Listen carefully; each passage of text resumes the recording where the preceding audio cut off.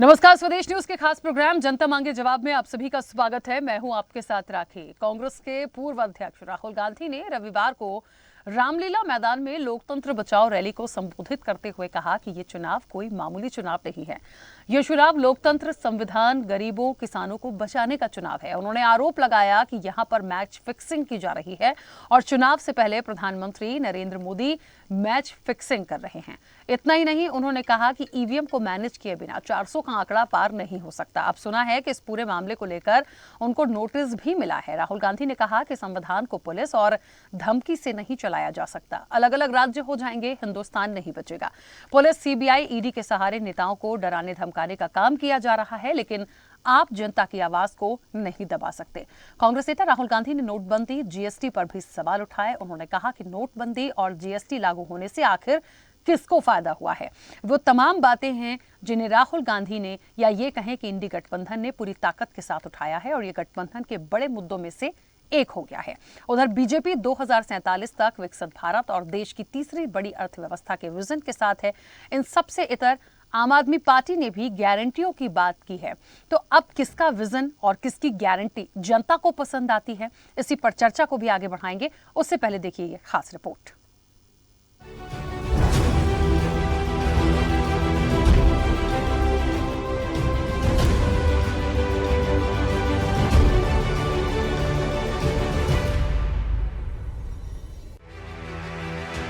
संविधान को पुलिस और धमकी से नहीं चलाया जा सकता है।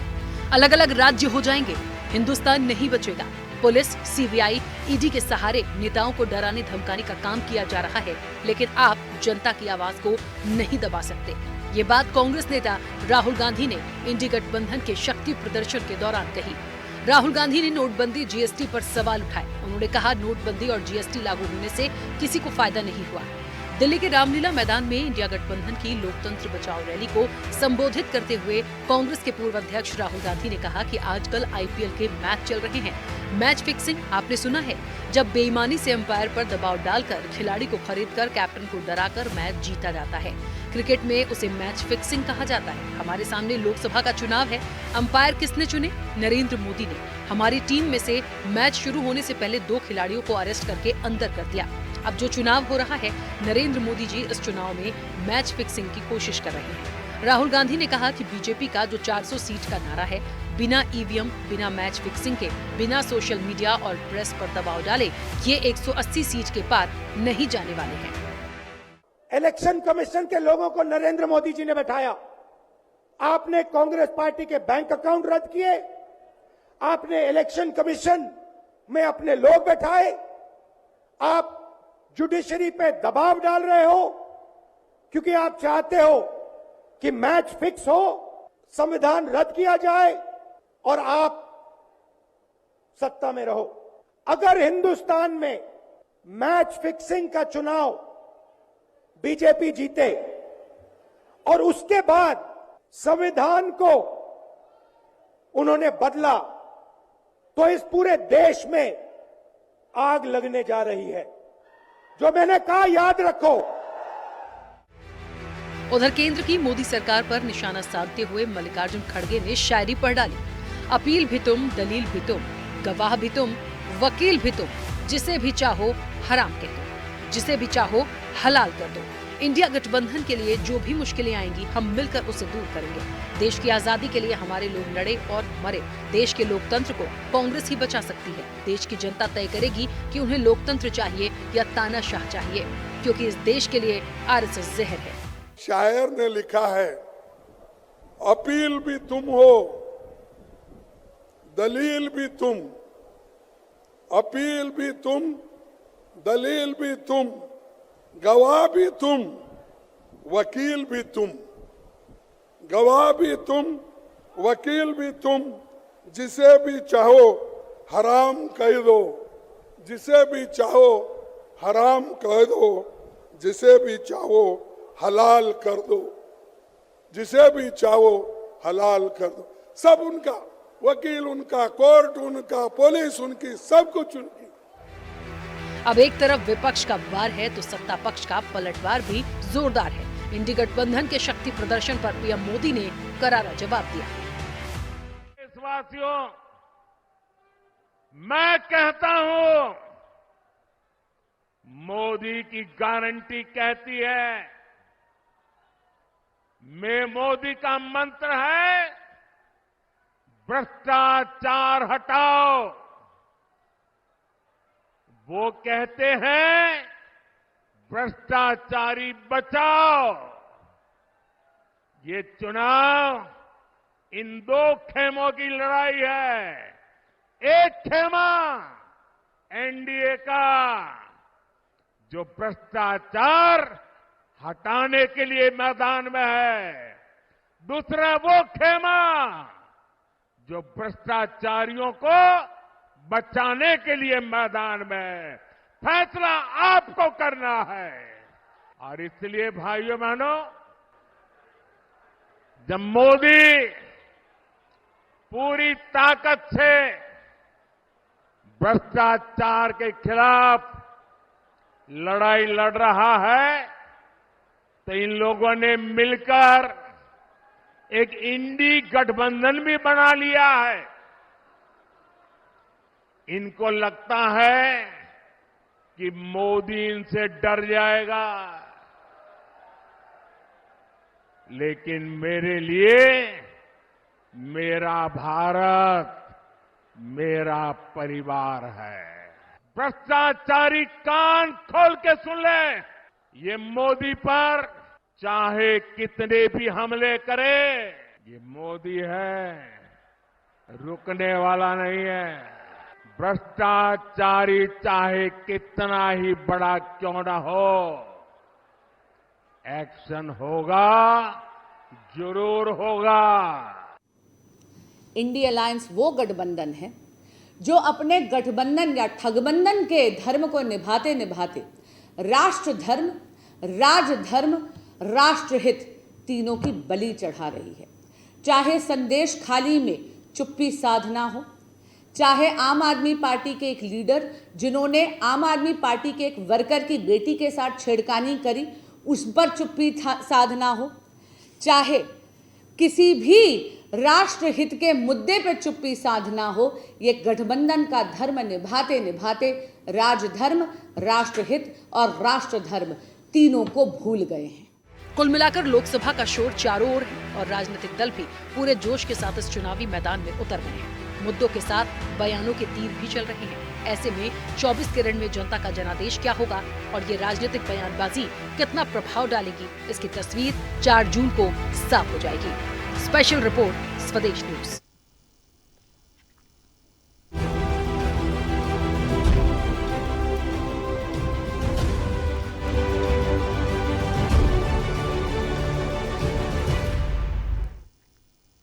तो विपक्ष का वार भी है। फिक्सिंग पर लगातार जिस तरीके से एक चीजें देखने को मिल रही हैं, देखिए एक महत्वपूर्ण बात यह है, अपने बयानों से आप कितना ज्यादा किसी को घेर सकते हैं, मुद्दों पे आप कितनी बात कर सकते हैं। और वाकई में ऐसा सोचा नहीं था कि वाकई में आईपीएल चल रहे हैं तो ये जो चुनावी लड़ाई है धीरे धीरे मैच फिक्सिंग पर भी आ जाएगी। तो बहुत सारी बात बोली, एक बड़ा शक्ति प्रदर्शन दिखा इंडिया गठबंधन का, लेकिन यहां पर यह भी देखना होगा कि पलटवार भी पीएम मोदी ने बखूबी किया है। अब वार पलटवार इनका चलता रहेगा जब तक ये इलेक्शन है, और आने वाले समय में जनता को क्या करना है वो अपना निर्णय देगी। लेकिन बहुत सारे सवाल जो इस बीच आ रहे हैं, उसी पर इस चर्चा को आगे बढ़ाते हैं। हमारे साथ मेहमान जुड़े हैं, सबसे पहले आपका परिचय करा दें। भारतीय जनता पार्टी का पक्ष रखने के लिए नवीन मिश्रा जी हमारे साथ जुड़े हैं। नवीन जी, बहुत स्वागत चर्चा में जुड़ने के लिए। कांग्रेस का पक्ष रखने के लिए कार्तिकेय सिंह हमारे साथ जुड़े हैं। कार्तिकेय जी, आपका भी बहुत स्वागत है। राजनीतिक विश्लेषक हैं सुमन भटनागर। सुमन जी, आपका भी बहुत स्वागत है। आम आदमी पार्टी का पक्ष रखने के लिए रमाकांत पटेल जी हमारे साथ जुड़े हैं। रमाकांत पटेल जी, आपका भी बहुत स्वागत है। समाजवादी पार्टी का पक्ष रखने के लिए यश भारती जी हमारे साथ जुड़े हैं। यश भारती जी, आपका भी बहुत स्वागत है।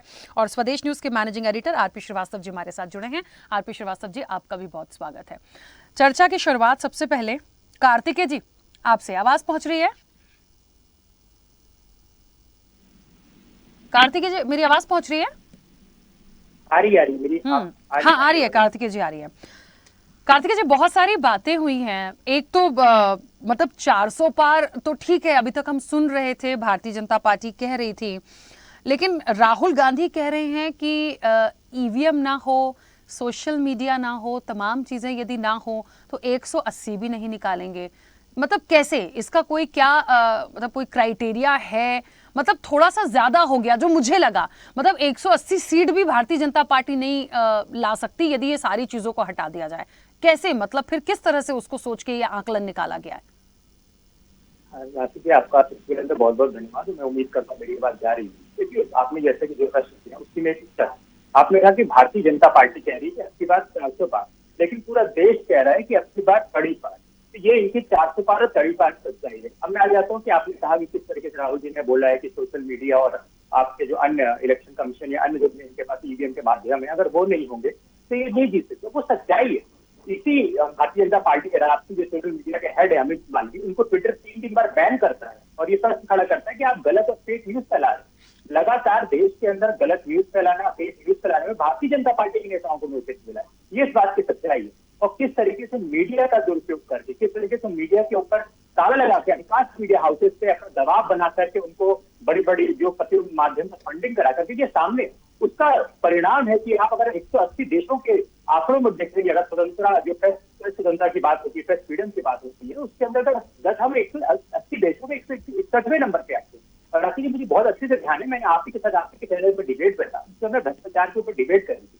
आप 180 देशों में वहां पे 93 नंबर पे आते हो, तो भ्रष्टाचार कहाँ खत्म कर दो? जो मोदी जी ने आपने नारा सुनाया, इसमें कहा कि मोदी लाओ, भ्रष्टाचार भगाओ, दरअसल वो नहीं। सुप्रीम कोर्ट ने चंद दिनों पहले ही इनकी पोल खोली थी जिसके हिसाब से था कि इलेक्टोरल बॉन्ड ले आओ और भ्रष्टाचार को बढ़ाओ। ये इनका था। सारे भ्रष्टाचारी अपनी पार्टी में ला करके और इतनी दमखम से बोलना, ये तो अपने आप में सवाल खड़ा करता है। भोपाल के मंच से खड़े होकर देश के प्रधानमंत्री ने कहा था कि एनसीपी के पास 70,000 करोड़ का घोटाला किया हुआ है। अगले दिन अजीत पवार को आप लाकर उप मुख्यमंत्री बना देते हो। प्रफुल्ल पटेल, जिनपे सिविल एविएशन के मंत्री थे, तो जो एयर इंडिया का जो घोटाले का नाम देते थे ये लोग, अब उनके ऊपर से घोटाले की जांच हट गई है। और क्या मजबूती है राशि जी, अगर ये मजबूत होते तो अपने दमखम पे लड़ रहे होते। अब कर्नाटक में जेडीएस के पास पहुंच गए। परिवारवाद के आप उसी आपका जो राज्य चुनाव हुआ था उसमें जेडीएस के इस तरह का आरोप लगाते थे। आप पीडीपी के साथ आंध्र प्रदेश में बैठे हो, आप पवन कल्याण के साथ बैठे हुई हो, आपका गठबंधन कहाँ पे रही है? आप बिहार में हो, उत्तर प्रदेश में गठबंधन 3 पार्टियों के साथ, महाराष्ट्र में क्या दमखम है राशि जी? तो मुझे तो लगता है राहुल जी 180 बोला, उससे भी नीचे इनकी हालत है। तो भारतीय जनता पार्टी वालों को इस पर सच्चाई पता है कि अपने 10 साल के कार्यकाल में क्या कुछ हुआ है। उसके बारे में प्रधानमंत्री बोलते हैं मन से, न लोकसभा राज्यसभा में कभी सुनने को आया है, न कोई बाहर के जो चुनावी मंच है उससे कोई नेता बोलने को तैयार नहीं। और आगे का परिणाम देखिए, अगर फिर से मैं आ गया, अरे आपने 10 साल में क्या किया, उसका जवाब दीजिए ना। अपनी हाल ही में जो एम्प्लॉयमेंट रिपोर्ट आई है उसमें खुद एम्प्लॉयमेंट रिपोर्ट में सरकारी रिपोर्ट है कि भाई आपका 65% युवा जो पढ़े लिखे हैं वो बेरोजगार है। अग्निवीर डालने वाले आप ही लोग थे। किसान जो किसानों को नहीं समझना है, जिसमें आपने इंतजार किया 750 किसान की शहादत हो गई, यही प्रधानमंत्री चुप थे। यही प्रधानमंत्री मणिपुर जैसी घटनाएं होती है चुप होते हैं। यही प्रधानमंत्री अपने आवास से चंद मीलों की दूरी पर जो पहलवान बेटियां बैठी थी उस मामले में चुप हो जाते। इनके मंत्रियों पे, नेताओं पे, विधायकों पे इतने संगीन रेप बलात्कार के आरोप होते हैं, आप उसमें चुप हो जाते। बिहार में 40% जिस पार्टी को जी। ठीक है कार्तिकेय जी, वापस आऊंगी। जो बातें मैं आपकी सुन रही हूं उसको सुनने के बाद मुझे ऐसा लगता है कि बात तो सही है। यदि विपक्ष ये सारी बातों को कर रहा है कि 10 साल की बात करे पीएम मोदी, तो मुझे लगता है विपक्ष भी सारे पॉइंट को लेके वही बात करे। आज फिर हमें मैच फिक्सिंग जैसे नई चीजों से जोड़ना चाहिए। आज फिर हमें 180 और ईवीएम पे नहीं जाना चाहिए, हमें मुद्दों पे ही बात कर लेनी चाहिए। लेकिन इस समय जब बहुत नजदीक हम पहुंच गए हैं, नामांकन का दौर शुरू हो चुका है, मुझे लगता है सबकी नजरें इस पर हैं कि कौन होगा, कैसे होगा, क्या मुद्दे आ रहे हैं, स्टेटमेंट्स क्या आ रहे हैं। उस जगह पे आज मैच फिक्सिंग हो गई है और विपक्ष के अपने अलग आरोप हैं। 180 भी पार नहीं होंगे, ईवीएम पे सवाल हो रहा है। तो ये सारी चीजें मुझे लगता है ये बहुत पुरानी हो चुकी हैं, इससे किसी को कोई लेना देना नहीं है। विपक्ष का पूरा धर्म है, यदि अधिकार है, मैं तो कहती हूं कि यदि उन्होंने 10 साल कुछ नहीं किया, आप बिल्कुल एक चिट्ठा रखिए और हर मंच से उसी को बयान करिए। पीएम मोदी ने आज देखिए एक बात बोली है। पीएम मोदी ने कहा कि हमारी लड़ाई इस देश में जो अभी इस वक्त की लड़ाई है लोकसभा की, वो एनडीए वर्सेस इंडी गठबंधन की है। वो कह रहे हैं, लेकिन आप लोगों ने कहा कि ये जो जनता है वो कहीं ना कहीं लड़ रही है एनडीए के खिलाफ, तो वो तो एक्सेप्ट कर रहे हैं आपको चुनौती, लेकिन आप उनको चुनौती नहीं मानते। खैर ठीक है, बात मुद्दों की होना चाहिए, लेकिन वाकई में इस समय जो बयानबाजी है मुझे नहीं लगता उसका कोई बहुत प्रभाव पड़ेगा, क्योंकि मुद्दे अपने आप में बहुत महत्वपूर्ण होते हैं। नवीन जी आवाज पहुंच रही है? नवीन जी आवाज पहुंच रही है मेरी? चलिए, नवीन जी तक शायद आवाज नहीं पहुंच रही है मेरी। नहीं, मैं सुन रमाकांत पा पटेल जी। राखी जी सुन पा रहा हूं मैं। अच्छा नवीन जी चलिए। राखी जी मैं सुन पा रहा हूं। जी जी नवीन जी पूछ रही हूँ, सवाल आप ही से ले रही हूँ। मल्लिकार्जुन खड़गे कहते हैं आरएसएस जहर है, ठीक है। पीएम मोदी कह रहे हैं कि हमें भ्रष्टाचार को हटाना है और इंडी गठबंधन जो है वो भ्रष्टाचारियों को बचाने वाली है, शय देती है।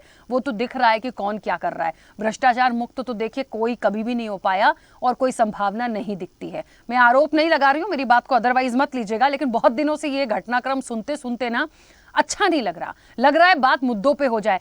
एक बोलता है दूसरा पलटवार कर देता है, दूसरा बोलता है उधर से कुछ और आ जाता है। क्या इसी चीज पर यह चुनाव जाएगा? क्या जनता को हम यही बताते रहेंगे भ्रष्टाचार मुक्त करना है? 10 साल थे खत्म कर देते, उनको 70 साल था वो खत्म कर देते। ये लड़ाई तो खत्म ही नहीं हो रही ना, सवाल वही का जस का तस बना हुआ है। राखी जी सबसे पहले मैं सभी अतिथियों को मेरा नमस्कार है। सबसे पहले मैं बता दूं कि विपक्ष आज मैं कलकत्ता में हूं और ममता बनर्जी की वो बात मुझे याद आ रही है जो इंडी गठबंधन की सबसे बड़ी नेता थी और उन्होंने कहा था कि कांग्रेस की अगर औकात है तो राहुल गांधी और मल्लिकार्जुन खड़गे के नेतृत्व में 40 सीट पूरे हिंदुस्तान में जीत ले।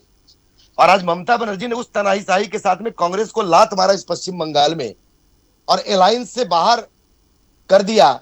आज कांग्रेस के किसी भी बड़े लीडरशिप को इंडी गठबंधन की बड़ी दल है, चाहे खड़गे जी हो चाहे राहुल गांधी जी हो। आज इनकी बेशर्मी की इतनी हद हो गई है कि 55 साल सरकार चलाने के बाद देश के पहले प्रधानमंत्री के परिवार से राहुल गांधी जी हैं। उस परिवार ने पाकिस्तान के हाथों जम्मू कश्मीर को बेच दिया, चाइना के हाथों अरुणाचल प्रदेश में राहुल गांधी जी के पिता राजीव गांधी जी और इनकी दादी इंदिरा गांधी जी के समय में चाइना को बहुत बड़ा भाग एक षड्यंत्र करके हिंदुस्तान के लोगों को गुमराह करके चाइना को दे दिया अरुणाचल प्रदेश। यही राहुल गांधी और सोनिया गांधी पिछले 15-20 सालों से देश की 140 करोड़ जनता इनकी सच्चाई को जान चुकी है। और मैंने पहले भी आपके चैनल के माध्यम से कहा था कि इंडे गठबंधन जो है वो चिड़ियाघर हो गई है। अब ये मैं बोलूंगा तो अब जो मेरे अपोजिशन के मित्र है बोलेंगे कि हम तानाशाह हैं। हम कोई तानाशाह नहीं है। हम देश में विकास की राजनीति कर रहे हैं, हम देश में राष्ट्रवाद की राजनीति कर रहे हैं, हम देश में उन तमाम घोटालेबाजों को हम बख्शने वाले नहीं हैं। आज अगर अरविंद केजरीवाल जेल के अंदर है, मनीष सिसोदिया अगर जेल के अंदर है, हेमंत सोरेन अगर जेल के अंदर है तो कोई स्वतंत्रता सेनानी के रूप में नहीं है, कोई फ्रीडम फाइटर के रूप में नहीं है, कोई देश के लिए उन्होंने बहुत बढ़िया काम नहीं किया है। देश को लूटने का काम किया है, देश को गुमराह करने का काम किया है, देश में चोरी किया है, देश के झारखंड के और दिल्ली प्रदेश के गरीब गुरबा के पैसे को इन लोगों ने खाने का काम किया है। यही तो आरोप है विपक्ष का और कांग्रेस का कि आप लोगों ने जानबूझ के इस तरह का षड्यंत्र करके उनको जेल में डाला। उनके 2 खिलाड़ी अंदर हैं। राखी जी ये देश संविधान से चलता है, ये देश कानून से चलता है। सुप्रीम कोर्ट में अरविंद केजरीवाल गए हैं और किस ढंग से सुप्रीम कोर्ट के पूज्य न्यायाधीशों ने जो जजमेंट दिया है, जो इशारा उन्होंने किया है वो देश समझी है। झारखंड के मामले में हेमंत सोरेन जी के परिवार के लोग, उनके बड़े बड़े एडवोकेट जो है सुप्रीम कोर्ट गए हैं। आखिर सुप्रीम कोर्ट ने क्या जजमेंट अभी तक दिया है या क्या सुप्रीम कोर्ट की कार्रवाई हो रही है, ये राखी जी आपके चैनल पे भी देखने को मिलता है। हम किसी भी ढंग से अपने कांग्रेस छोड़ दीजिए, देश छोड़ दीजिए, सामने झूठ मत परोसिए। सुप्रीम कोर्ट नहीं गए हैं, देश की जनता के सामने झूठ मत परोसिए। अभी तक अरविंद केजरीवाल आपके मेरे मित्र पटेल जी समझ तो लीजिए, पहले आपने पूरी अपनी ताकत लगा दी है, लेकिन जिस ढंग से आपकी आप पार्टी खालिस्तान को आगे बढ़ा के देश के साथ राष्ट्रद्रोही काम आपके नेता कर रहे थे और एक सपना देख रहे थे कि इस देश में खालिस्तान देश होगा और उस देश के पहले प्रधानमंत्री बनेंगे। अभी तो देश की 140 करोड़ जनता भी घोटाला देख रही है, मतलब शराब बेचने का काम देख रही है, रिक्शा वाले, ठेला वाले, पान वाले, चाय वाले का पैसा अपने मुझे ऐसा लगता है कि अभी फिर कुछ और मुद्दे आ जाएंगे, पहले कुछ और मुद्दे आ जाएंगे तो वहाँ किसी को कुछ बोलना ही नहीं होगा। मानी चाहिए। इसी दिल्ली की सबसे अच्छी मुख्यमंत्री, मैं अपोजिशन का लोग होकर बोल रहा हूँ, सबसे अच्छी मुख्यमंत्री दिल्ली की थी शीला दीक्षित जी, जिन्होंने दिल्ली को दिल्ली बनाने में काम किया। आज शीला दीक्षित को अपमान करके आज वो हमारे बीच में नहीं है। आज उसी अरविंद केजरीवाल से इस ढंग से कांग्रेस के लोग नतमस्तक है। नवीन जी, एक छोटा सा सवाल से शुरुआत हुई थी भ्रष्टाचार से। कांग्रेस और ये गठबंधन ये लड़ाई लड़ रहा है देश को बचाने के लिए, लोकतंत्र को बचाने के लिए, संविधान को बचाने के लिए। ठीक है, आप कह रहे हैं हम भ्रष्टाचार को, जो भ्रष्टाचारी उन्हें छोड़ेंगे नहीं। इंडी गठबंधन में अभी तक वही तो लोग मुक्ति हैं नहीं हो पाए। जो अपने जो भ्रष्टाचार से जिनको मालूम है हमको जेल जाना है, हमको परिवार के लोगों को सजा मिलना है, चाहे वो स्टेलिन हो, चाहे कांग्रेस के राहुल गांधी हो, मल्लिकार्जुन खड़गे हो, हेमंत सोरेन हो, केजरीवाल हो, ममता बनर्जी हो या जो भी लोग हो, इन तमाम लोगों को यह मालूम है कि हमारे परिवार के लोगों को जेल जाना है। हाँ। और ये भ्रष्टाचार पे जेल जाना है। इन तमाम भ्रष्टाचारियों की जमात का नाम है इंडी गठबंधन। आज इनके अंदर कोई ताकत है? अरे सर, इंडी गठबंधन में भ्रष्टाचार, यदि सभी भ्रष्टाचारी है तो फिर बाकी सब तो बाहर ही है अभी। हमारी मतलब गठबंधन में अखिलेश यादव भी भ्रष्टाचारी हो गए, फिर आपका तो कहने का मतलब ये हो गया गठबंधन में जो लोग बाहर है वो भी भ्रष्टाचारी है, तो उन्हें भी अंदर करने का प्लान है। तो आम जनता को बताए ना, ये जाते क्यों नहीं है मंच के ऊपर में? ये रामलीला मैदान में बैठ के इलेक्शन कमीशन को बदनाम कर रहे हैं, सुप्रीम कोर्ट को बदनाम कर रहे हैं, देश के संस्थाओं को बदनाम करने का काम कर रहे हैं। जबकि 1947 से लेकर के जब तक ये सत्ता इनकी रही 55 साल, इन्होंने इलेक्शन कमीशन को किस ढंग से गुमराह किया है, सीबीआई ईडी का किस ढंग से दुरुपयोग किया है, पूरे देश के सर्वोच्च न्यायालय का किस ढंग से इलेक्शन कमीशन को कौन गुमराह कर सकता है? नवीन जी ये कहते हैं ईडी गलत करती है, अब आप कह रहे हो ये इलेक्शन कमीशन को गुमराह करते हैं। मुझे तो समझ ही नहीं आता राजनीतिक दलों को क्या हो गया। 1 मिनट रुकिएगा, ठीक है, 1 सेकंड रुकिएगा। रमाकांत पटेल जी का कोई सवाल है? और विकास में हम आगे, ठीक है नवीन जी 1 मिनट। हाँ, रमाकांत पटेल जी बोलिए। राखी जी, आज अगर शर्म होती तो शर्म भी शर्मा जाती नवीन मिश्रा जी की बात से। सुन लीजिए जरा, 10 सेकंड सुन लीजिए। हसन मुशरीफ के बारे में कुछ बोल दीजिए, अजीत पवार के बारे में कुछ बोल दीजिए, अशोक चौहान के बारे में कुछ बोल दीजिए, आपके लोगों का चेहरा मुकुल राय के बारे में कुछ बोल दीजिए। आपके बंगाल के नेता सत्येंद्र जैन और अरविंद केजरीवाल ने जो काम किया दिल्ली के अंदर में, इनके बारे में कुछ बोल दीजिए। और जिस कोर्ट का ये हवाला दे रहे हैं, मुख्यमंत्री पंजाब का जिसकी हवाला दे रहे हैं, नवीन जी सुनिए उससे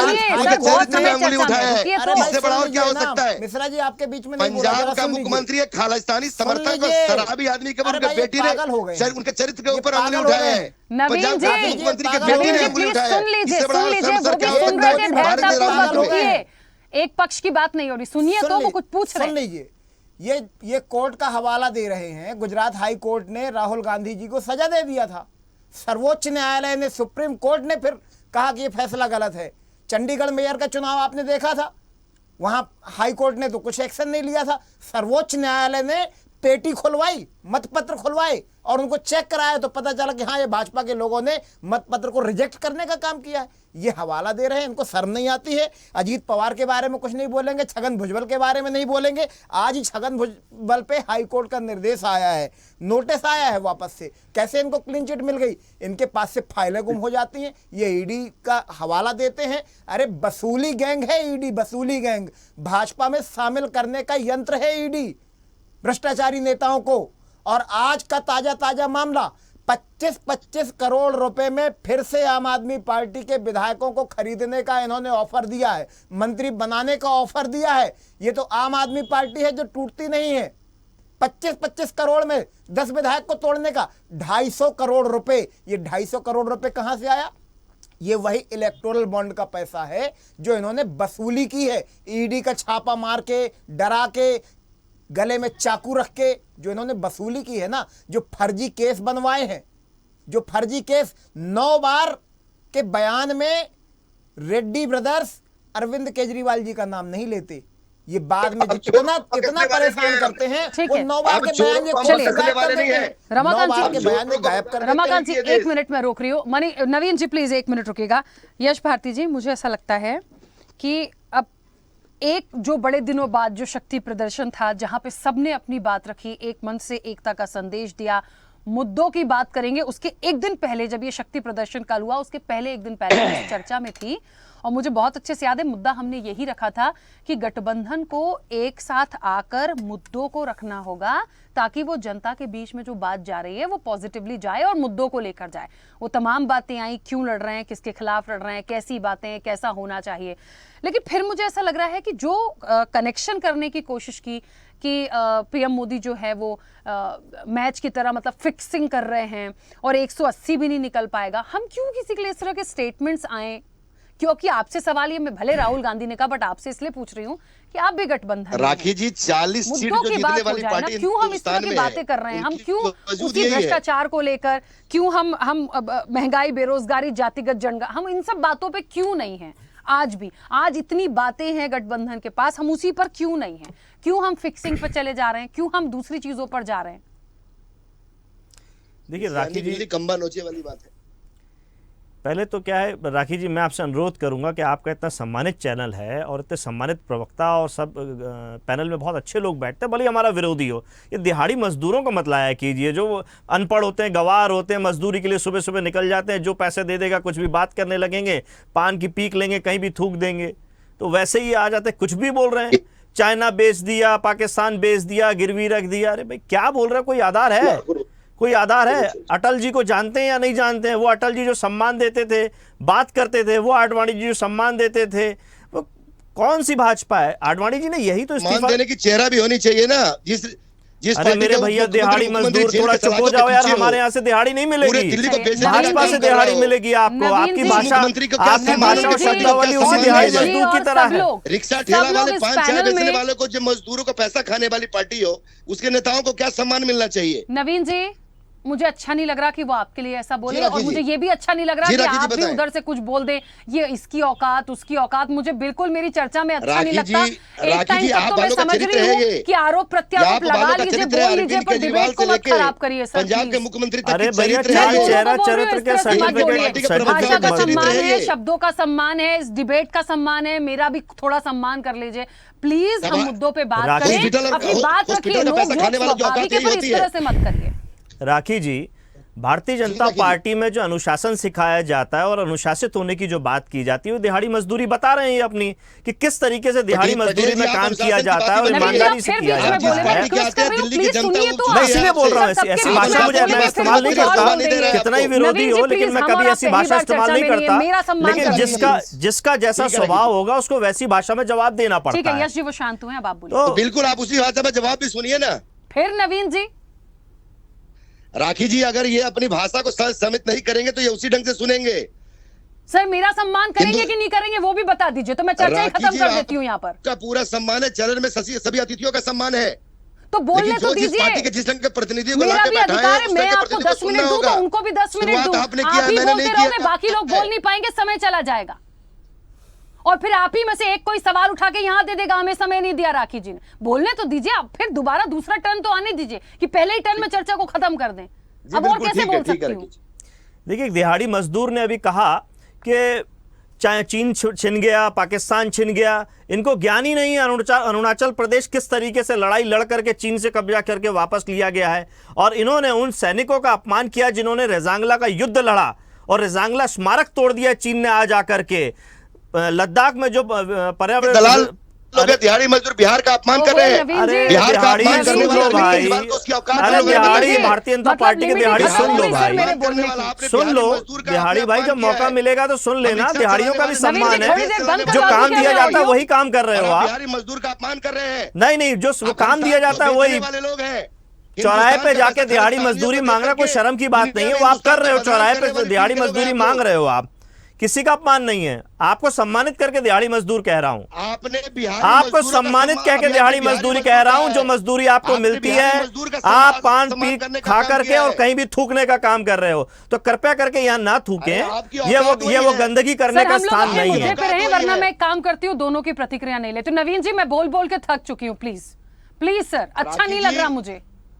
अभी आप कह रहे थे राखी जी आपका और सबका बहुत सम्मान है, कहाँ सम्मान कर रहे हैं आप? ऐसे अनपढ़ और गवारों को चैनल पे बैठा करके क्यों? ये लीजिए, अब आप उनको अनपढ़ गंवार बोलने लगे, अभी वो बोल रहे थे। नहीं, राखी जी शुरुआत इन्होंने करी है जिस तरह की भाषा शैली, मैं ऑडियो ही बंद करवा देती हूँ सर, मेरे बाकी मेहमानों की प्रतिक्रिया नहीं आ पाएगी। भाषा शैली इन्होंने इस्तेमाल करी और जो गंदगी फैलाई है, जो कीचड़ फैलाई है, उस कीचड़ में ये कमल खिलाना चाहते हैं। क्या मैसेज देना चाह रहे थे इसको? अरे भैया दिहाड़ी जी सुन लो ना यार, क्या दिक्कत है? आपने सवाल किया, जवाब तो आप मैं भी तो वही बोल रहा हूँ, खालिस्तानी दलाल आप बोलिए। इस तरीके से भाषा शैली, खालिस्तानी कौन है इस देश के अंदर? खालिस्तानी या खालिस्तान का समर्थक इस देश में कौन है? जब भारतीय जनता पार्टी के सरकार में आप पूरी पार्टी खालिस्तानी दलाल है, मैं तो बोल तो रहा हूँ खालिस्तानी दलाल है आप इस देश के। और मोदी जी क्या कर रहे हैं फिर सरकार बना करके, भैया यहाँ दलाल काम कर रहे हैं खालिस्तान देश के, के तो नाकामयाबी राष्ट्रवादियों के इसको तो मान सम्मान लो, को पूरी दुनिया में जो हमने आप कह डंका रहे हो उसको बजवाया तो है। नाकामयाबी मान लो। 140 करोड़ लोगों को हमने अरे सम्मान दिया 56 है। इंच का व्यक्ति यही देश में कारण है राज कि कर अरविंद रहा है केजरीवाल, और मनीष सिसोदिया खालिस्तानी जैसे यहाँ लोग पे आज आकर जेल में काम हैं। कर रहे हैं। यश जी और हम नवीन कांग्रेस जी, के लोग नहीं है यश जी और कि हम नवीन जी, पैसा प्लीज खाएंगे, रिक्वेस्ट है, आप खाने शांत हो देंगे। जाइएगा। नहीं, इनकी आवाज बंद कीजिए ना, क्या ठीक है बोल रहे हैं, राखी जी। कितनी आप ठीक है शब्द खुद राखी जी, सुनिए। मैं नहीं बोलता हूं, इन क्या- दलालों को बंद करवाइए कोई इनकी प्रमाणिक आवाज। बात है, कोई प्रमाणिक बात है, कुछ भी बोल देना। ठीक है यश जी, आपसे रिक्वेस्ट कर रही हूँ, 1 मिनट चुप रहेगा। नवीन जी, अब यदि आप बोले सर तो मैं बिना बोले ऑडियो बंद करवा दूंगी मैं, क्योंकि कोई अब बात मैं और नहीं, नहीं क्रॉस मैं कर चुप सकती। हुआ, बुलवाइए उनको। वो नहीं बोल रहे बीच में, और अब जो दूसरे मेहमान बोलेंगे उनको इंटरप्ट मत कीजिएगा प्लीज, मैं रिक्वेस्ट कर रही हूँ। मुझे बिल्कुल अच्छा नहीं लगता, मेरी चर्चा में खूब लड़िए झगड़िए, लेकिन तर्कों पे तो बात करिए सर। एक दूसरे को अनपढ़ गंवार बोलना, दिहाड़ी बोलना, ये क्या तरीका है बात करने का? ये अच्छा लग रहा है क्या? यहाँ पर विषय पे, टॉपिक पे बात नहीं हो पाएगी, सार नहीं निकलता चर्चा का ना, प्लीज, बहुत लोग देखते हैं। सुमन जी, आवाज पहुंच रही है मेरी? राखी जी, मुझे बोलने का मौका दीजिए। जिस तरीके से आपने इन्हें मौका दिया था और इन्होंने जो बातें कही हैं उसका जवाब देना तो बनता है कि जिस तरीके से ये सवाल उठा लेते हैं, इनको खुद प्रमाणिक कोई बातें पता नहीं होती हैं। मैंने बताया अरुणाचल प्रदेश की बात को, आज चीन हमारे यहाँ कब्जा कर रहा है, लद्दाख में धरने पे बैठे रहे 12 दिन तक, केवल पानी और नमक पे। सरकार का कोई नुमाइंदा नहीं गया, धारा 370 की दोहाई देते हैं, उसी धारा 370 के अंतर्गत वो धरने पे बैठे रहे पर्यावरणविद, और उन्होंने आरोप क्या लगाया, आज गोरखा लोग हमारे यहाँ भारतीय सेना में भर्ती नहीं हो रहे हैं अग्निवीर योजना के कारण, वो चीनी सैनिक में भर्ती होना पसंद कर रहे हैं। तो चीन कहाँ घुसपैठ कर रहा है, हमारी कितनी जमीन पे घुसपैठ कर गया, तो इस बारे में बात कौन करेगा? विपक्ष करेगा तो विपक्ष झूठ बोल रहा है, लेकिन सत्ता में रहते हुए ये क्या बातें कर रहे हैं? ये जितनी बातें कर रहे हैं उनकी प्रामाणिकता है कोई? आज अगर देश के अंदर कोई खालिस्तानी समर्थक है या खालिस्तान के लिए काम कर रहा है और भारतीय जनता पार्टी के लोग आरोप लगा रहे हैं, तो ये तो इनकी नाकामयाबी है। भ्रष्टाचार अगर देश के अंदर हो रहा है तो ये इनकी नाकामयाबी है। नोटबंदी जैसे कड़े फैसले लेकर के आए थे, कड़वी दवाई लेकर के आए थे, अभी जज आरोप लगा रही हैं कि क्या उपलब्धि रही उसकी। तो ये जो कार्यक्रम चला रहे हैं, जो योजनाएं चला रहे हैं, उसमें उपलब्धि के लिए इनसे सवाल कर दीजिए तो ये जवाब नहीं दे पाते हैं, अनर्गल आरोप लगाते हैं। राहुल गांधी जी ने कहा, इंडिया गठबंधन के लोगों ने कहा, जो भी कहा, ये एक अच्छा जवाब देना उस बात के। लेकिन जब अर्थशास्त्र के बारे में बात होती है तो हमारे अर्थशास्त्री क्या बोलती हैं सदन के अंदर, जो वित्त मंत्री हैं, कि मैं लहसुन प्याज नहीं खाती। तो ये अनर्गल बयान देना, स्तरहीन बयान देना, जिनका कोई प्रमाणिक नहीं होता वो बयान देना, ये सत्ता से कम हम लोग उम्मीद नहीं करते। हम उम्मीद करते हैं अगर विपक्ष ने कोई बात कही है तो उसका सम्मान करना चाहिए, उनकी बात रखनी चाहिए।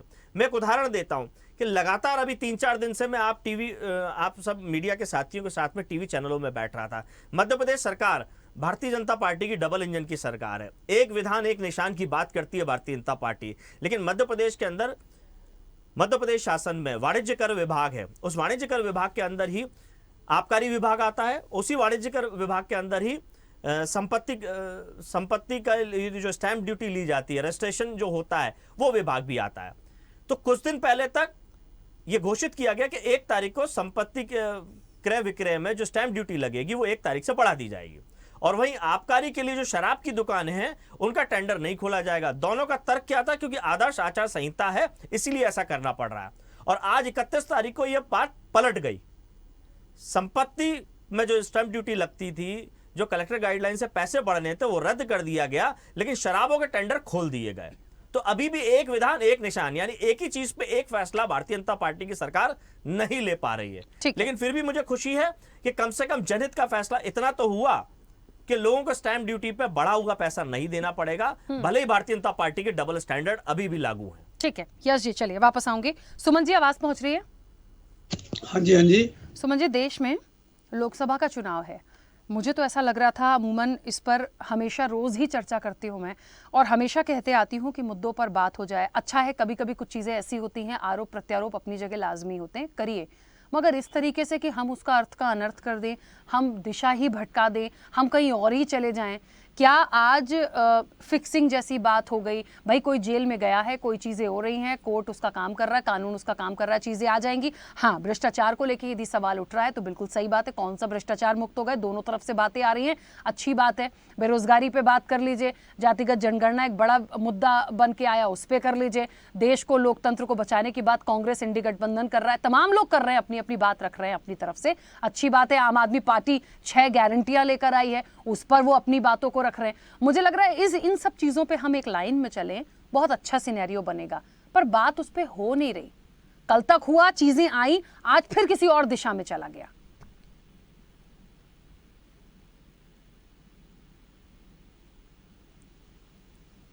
सुमन जी, आपकी आवाज नहीं आ रही है, आपने म्यूट किया, अनम्यूट कीजिएगा।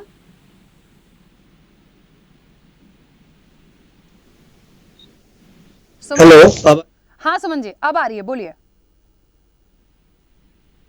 को एक बड़ा अच्छा मौका मिला था, लोकतंत्र बचाओ रैली की थी, उसमें बड़े बड़े विपक्ष के महारथी, सोनिया गांधी बहुत कम जाती हैं रैलियों में, वो भी वहां मौजूद थी और सभी बड़े विपक्षी दल के नेता वहां मौजूद थे।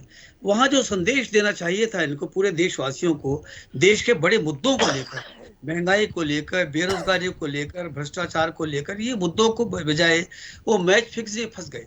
अब मैच फिक्सिंग एक ऐसा मुद्दा है, इस मुद्दे का कोई आम आदमी बहुत ज्यादा असर नहीं पड़ने वाला है। आप ये कह दो जी ईवीएम मशीन नहीं में गड़बड़ हो सकती है, सोशल मीडिया हो सकता है गड़बड़, विपक्ष के खाते सील हो सकते हैं, इन सब बातों से आम आदमी को बहुत मतलब नहीं है। ये रैली आपने की थी, आपको चाहिए था कि देश के बड़े मुद्दे लोगों के सामने रखते। ठीक है, आपका ये मुद्दा बड़ा जरूरी था कि चुनाव से ठीक पहले आपने केजरीवाल क्यों गिरफ्तार किया, हेमंत सोरेन को क्यों गिरफ्तार किया, विपक्षी दलों के खाते क्यों सील हो रहे हैं, ये सारी अच्छी बातें उठाई जानी चाहिए थी। और मैं सोचता हूँ चुनाव आयोग जो है उसको भी इस मामले में एक संज्ञान लेना चाहिए था कि भाई चुनाव अनाउंस हो गया है, आचार संहिता लग गई है, उसके बावजूद अगर कोई विपक्षी लोगों को इस तरह से तंग करता है, डराता है, धमकाता है, या हो सकता है कि और किस तरीकों से तंग करना चाहता है, उसको रोक लगानी चाहिए। लेकिन फिर भी मैं समझता हूँ कि विपक्षी जो नेता हैं, इस रैली के जरिए जो उनको संदेश देना चाहिए था, वो संदेश देने में वो सफल नहीं हुए। आज इतनी बड़ी रैली इन्होंने करी वहां पर, हालांकि लोग बहुत ज्यादा नहीं थे, जो अखबारों में खबरें आ रही हैं 20-25-30 हजार लोग वहां पर थे।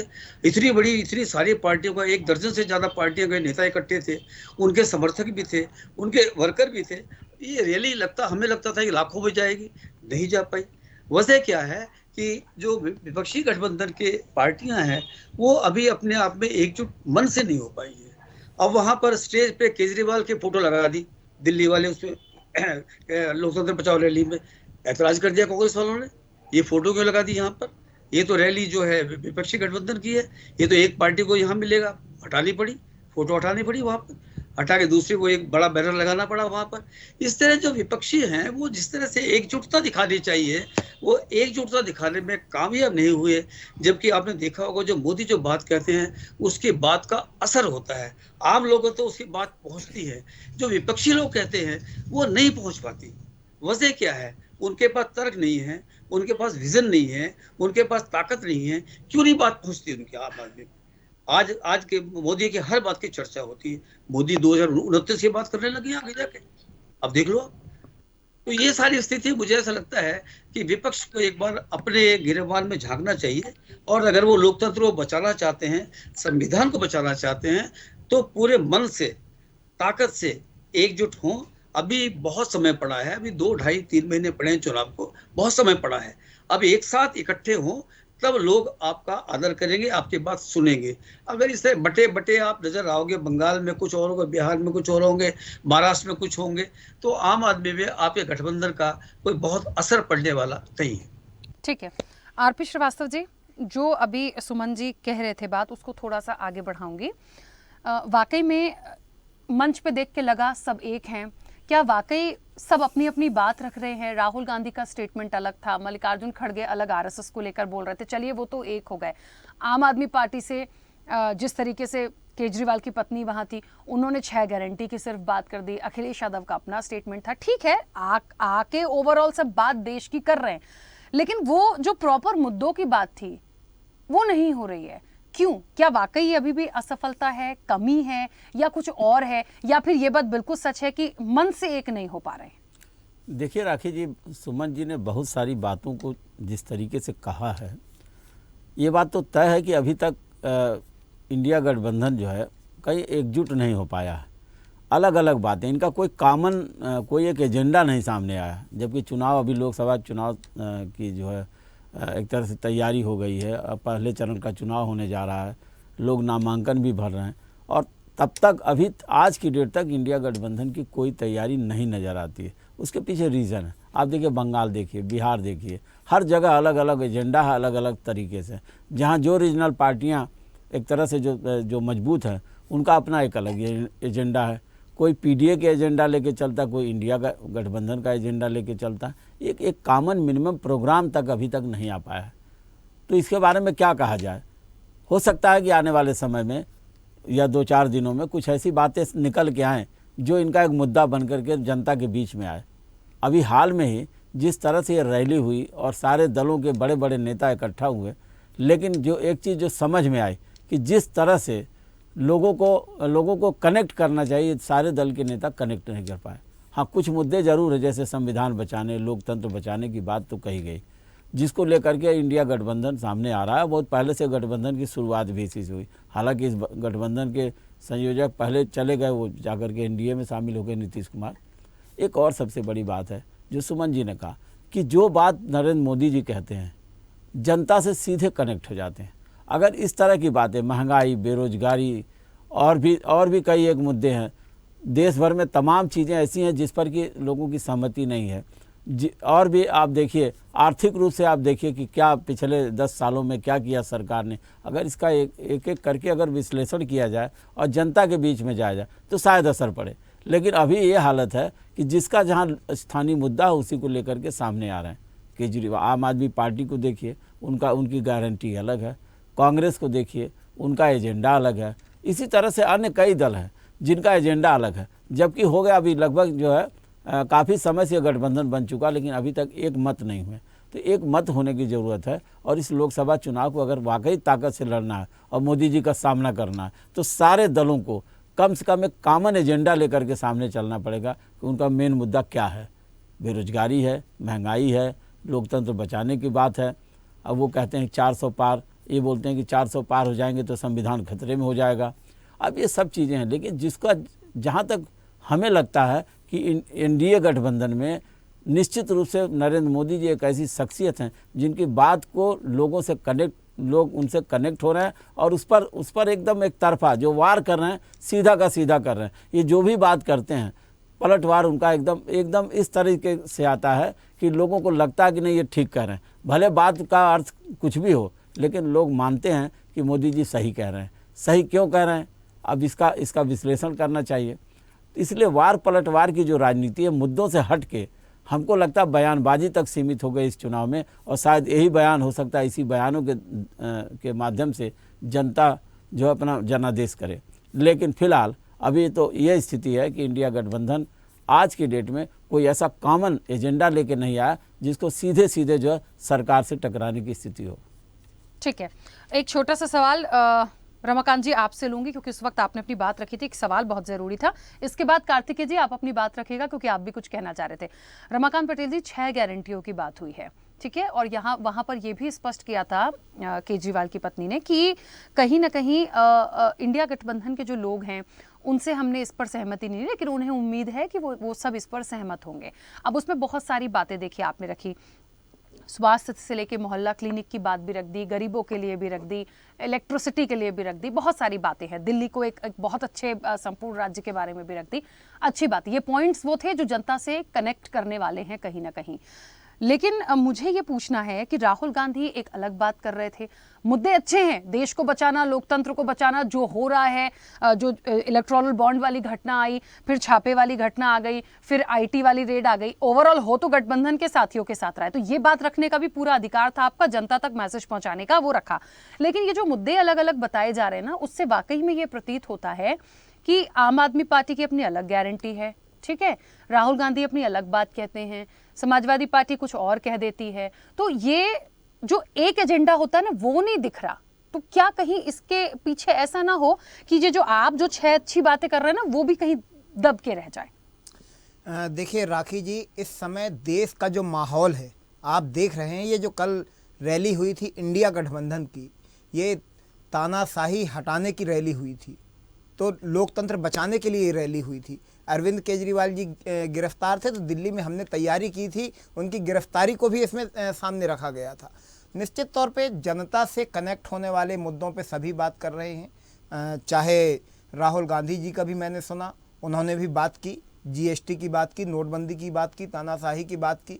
ये जनता से कनेक्ट होने वाले मुद्दे हैं। आज क्या माहौल है देश के अंदर, जिसको चाहे अपराधी करार करके उसका घर तोड़ देते हैं, जिसको चाहे सज़ा सुना देते हैं, कोई अपराध सिद्ध नहीं होता है जेल पहुंचा देते हैं। तो ये भी तो जनता के ही मुद्दे हैं।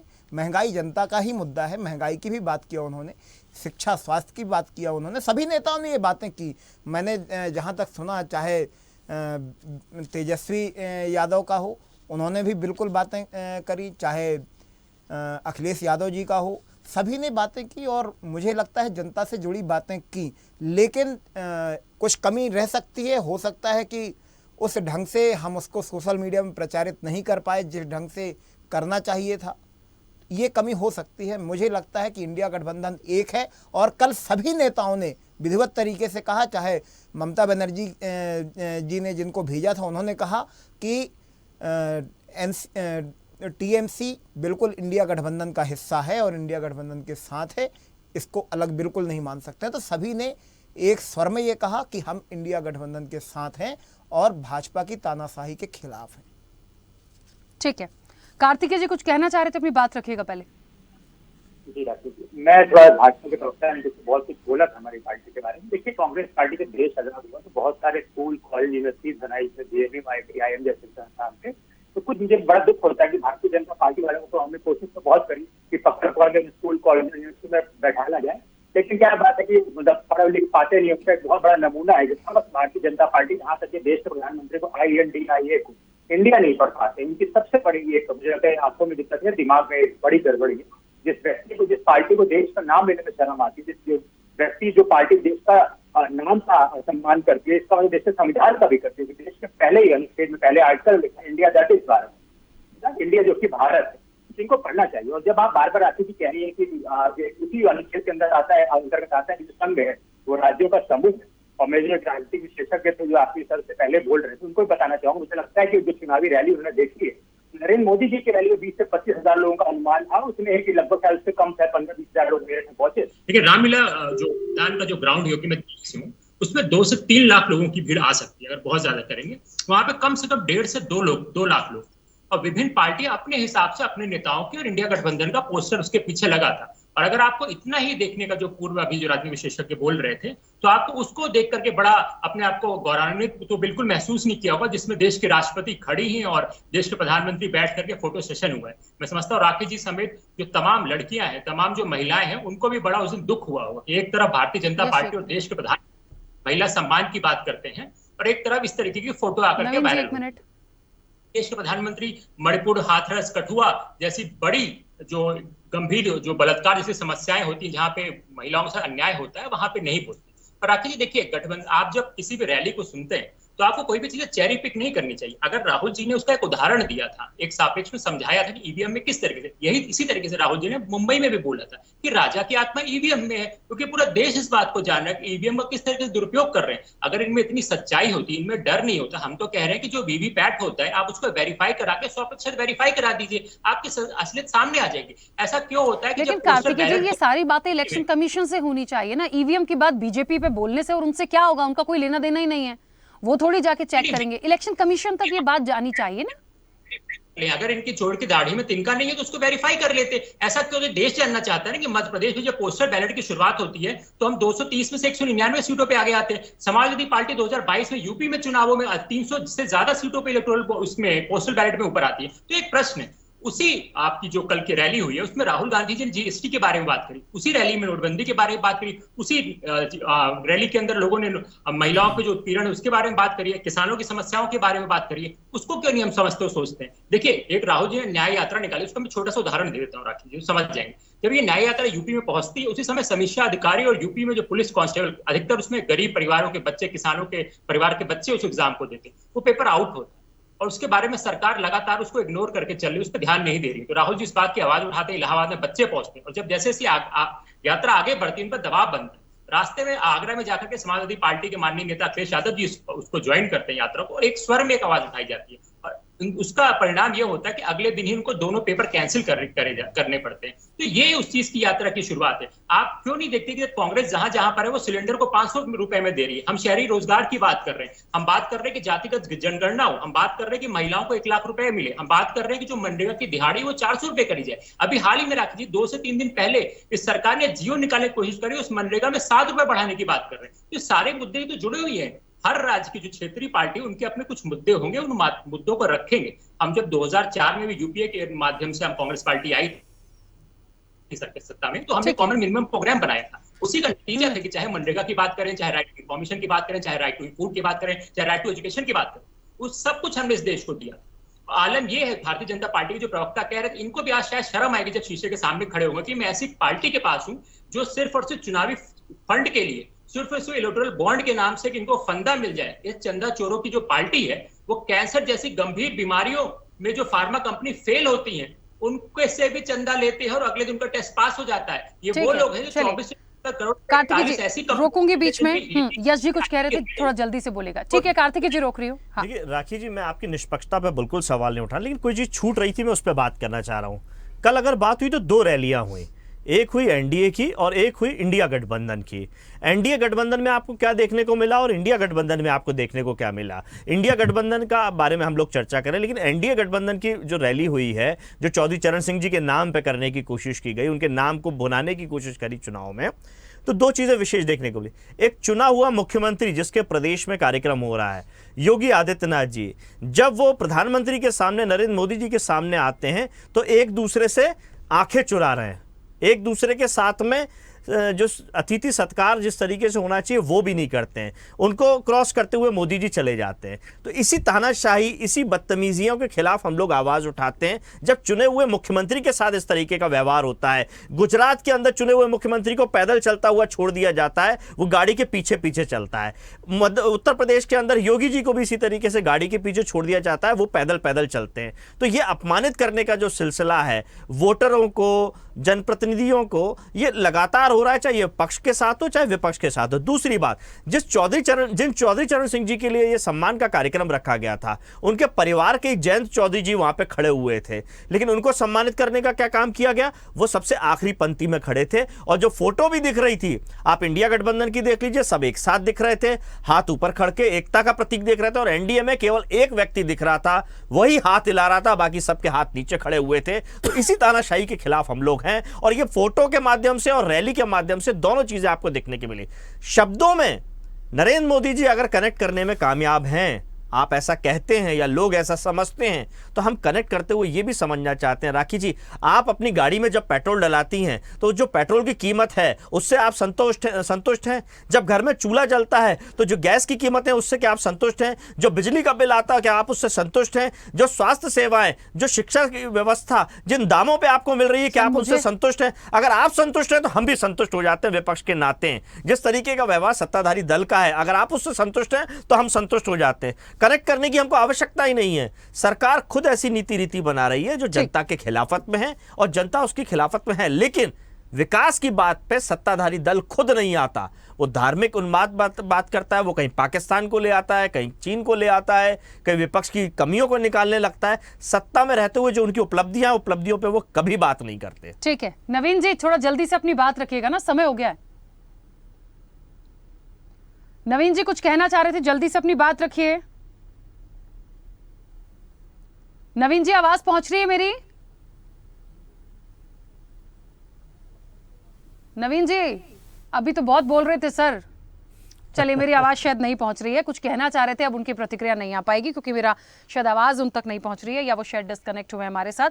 कुल मिलाकर एक बात तो है, देखिए सबकी अपनी अपनी बात है। एक बात यश जी आपसे कहना चाहती हूँ, ये बात आपने जिस तरीके से मुझसे कई सवाल यहाँ पर उठाए, अब इतना समय नहीं है कि मैं जवाब दूंगी, लेकिन एक बात कहूंगी, एनडीए की रैली के बारे में इसलिए भी बात नहीं हो रही क्योंकि आज इंडी गठबंधन पर सबकी नजरें हैं और इसलिए है कि विपक्ष हमेशा, सब लोग चाहते हैं बहुत मजबूत हो और किसी ने भी ये आपत्ति नहीं उठाई। इंडी गठबंधन, इंडी गठबंधन के नाम से कोई लेटर मिला है आपको कि इंडी गठबंधन है कोई? आप इंडिया गठबंधन बोल लीजिए, भाजपा की भाषा ना बोले, मेरा निवेदन है आपसे। चलिए इंडिया गठबंधन बोल लीजिए। मुझे एक बात बताइए, INDIA, मैं तो INDIA ही बोल देती हूँ, लास्ट में तो अलायंस है ना, लास्ट में तो अलायंस है। अब उसकी डेप्थ में जाएंगे तो आप और मैं झगड़ा करने लग जाएंगे। सुना NDA बाकी सुना सब है। लोग बोलते हैं तो आप नहीं लड़ते हैं। आज सबके जिसको जो बोलना है वो हम बोल रहे हैं। आपसे चलिए निवेदन कर रहे हैं। महागठबंधन, हम ठीक आपसे है, निवेदन कर रहे हैं। चलिए महागठबंधन, आरोप नहीं आप- लगा रहे हैं आप पे। ठीक है, महागठबंधन एक साथ बहुत अच्छी शक्ति के साथ आए, एक अच्छा विपक्ष हम देखना चाहते हैं, इसलिए ये बात होती है। क्यों इस चर्चा में ये बात आज निकल कर आई है कि पीएम मोदी की बात टच करती है, विपक्ष की नहीं करती। हमने ये नहीं कहा कि राहुल गांधी गलत मुद्दों को लेकर हैं, सपा गलत मुद्दों को लेकर है। मैंने तो 6 गारंटियों की भी तारीफ करी, आम आदमी पार्टी अच्छी चीजों को लाई है, लेकिन एक साथ एक एजेंडा जब आता है ना तो वो हिट करता है। जैसे आप भ्रष्टाचार को लेकर बहुत सारी बातें हुई, पीएम मोदी ने आज उस पर पलटवार कर दिया और इस तरह से कर दिया कि वो अलग डायरेक्शन में चला गया। जब घोषणा पत्र आता है ना तो उसमें केवल 6 पॉइंट, 10 पॉइंट, 12 पॉइंट नहीं होते, पूरा देश है। पूरे देश की स्थिति परिस्थितियों को देखते योजना बनाते हैं। 6 पॉइंट आम आदमी पार्टी के हैं, 10 पॉइंट कांग्रेस पार्टी के हैं, 10 समाजवादी पार्टी के होंगे। सबके अपने अलग अलग प्रदेशों के एक अनुभव है। जैसे हमने लैपटॉप वितरित किए, 6 करोड़ पौधे लगा करके विश्व कीर्तिमान हासिल किया, बहुत सारी सबकी उपलब्धियां है। तो एक गुलदस्ता बना है और गुलदस्ते से खुशबू आएगी, लेकिन कमल जो कीचड़ कर रहा है उस कीचड़ से मुक्ति चाहिए हम लोगों को। चलिए अब आप देखते हैं ये गुलदस्ता खिलेगा या फिर वो कीचड़ वाला कमल खिलेगा। अब इस पर मैं ज्यादा टिप्पणी नहीं करूंगी क्योंकि समय हो गया। आप सभी का बहुत शुक्रिया इस चर्चा में जुड़ने के लिए। तो देखिए, देश की जनता मुझे लगता है ये निर्णय देगी कि उन्हें क्या करना है, लेकिन फिलहाल मुद्दों पर रह के एक लाइन पर, एक दिशा में चलना है। अभी भी वक्त है। यदि सिर्फ फिक्सिंग और ऐसे आरोप प्रत्यारोप पर चले जाएंगे, यदि ईवीएम को ही लेकर बैठेंगे तो कुछ नहीं होने वाला है। ये दोनों तरफ से बातें लागू होती हैं। अब ठीक है, जनता जनार्दन है, सारी चीजें उन तक पहुंच रही हैं, निर्णय उनका ही होगा और 4 जून को फिर हम आप एक बार बैठेंगे। चर्चा में इतना ही। बने रहिए स्वदेश न्यूज के साथ, सबसे पहले देश।